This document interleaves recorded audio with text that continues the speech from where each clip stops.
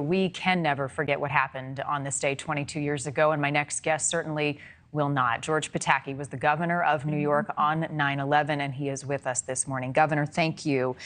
22 years have now passed. Take me back to that day for you.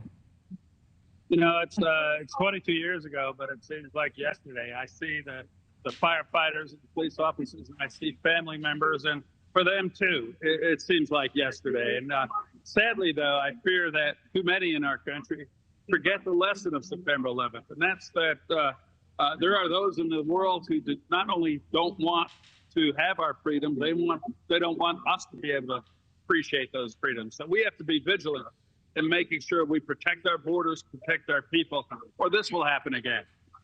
It's hard to put into words what it is like to visit the memorial. I had the opportunity with my family in March to go and visit the site. What is it like for you to go back there, and what are the thoughts that come to the surface of your mind when you visit that site? You know, Marni, I have different thoughts. First, of course, you see the names of the people who died and friends of mine and people I've worked with, and you get angry. But then you look at how New York has responded. The memorial is something I'm extremely proud of. The idea was that 22 years later, people who weren't born that day would have some magnitude of a loss, and I think it achieves that. And then you also look around and you see the buildings rising around it, showing that we're not going to be intimidated. We're not going to think small, and rising with the Freedom Tower, 1,776 feet tall. So I had that anger, I had the sorrow, the sense of loss, but then I looked around at what New York has done and how we have come back, and I had the sense of pride. So many felt that same sense of pride then, and we still feel it now as we remember the day and the moment. You talk a lot to youth who weren't alive when 9/11 happened. When I visited in March, my 3 kids had not yet been born, so I explained to them what had happened. How do you put into words when you talk to the next generation about what we lived through and what we want them to also remember? Well, I think what we want them to remember is first the magnitude of the loss.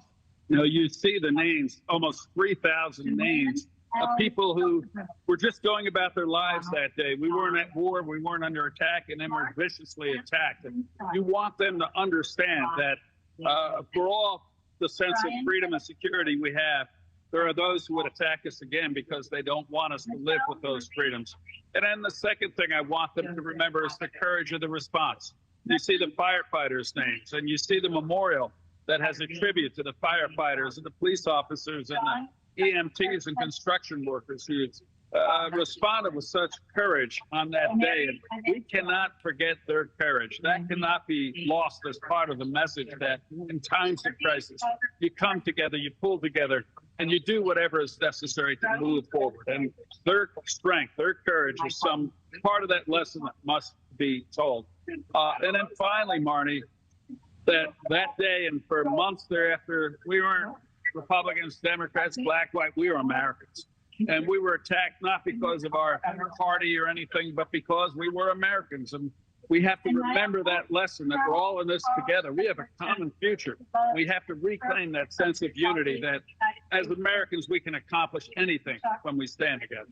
Finally, Governor, so many lives have been lost since 9/11. First responders who searched through that rubble and years later are dealing with health issues, the environmental and health hazards from ground zero. What more needs to be done to prioritize that? No, I think Congress has done a great job, starting with Congressman Peter King, who shepherded the bill through to make sure that the health consequences of responding on September 11th are accounted for. We just have to continue to make sure that program is funded, that there's outreach to everyone who is here. You know, Marty, you see the pictures of the smoking pile at ground zero, and you see the firefighters, the construction workers, the others on that pile, trying to save lives without thinking of the health consequences to themselves. And we have to understand that their sacrifice, their courage is one of the reasons we got through this, and we have to stand with them, whatever their health needs might be going forward. They were courageous then, they are now, and they are heroes and forever will be. Former New York Governor George Pataki, thank you. I can hear the names being read behind you. We appreciate your time. Thank you for watching. Go to newsnationnow.com to find News Nation on your television provider. And don't forget to click the red subscribe button below to get more of News Nation's fact-driven, unbiased coverage.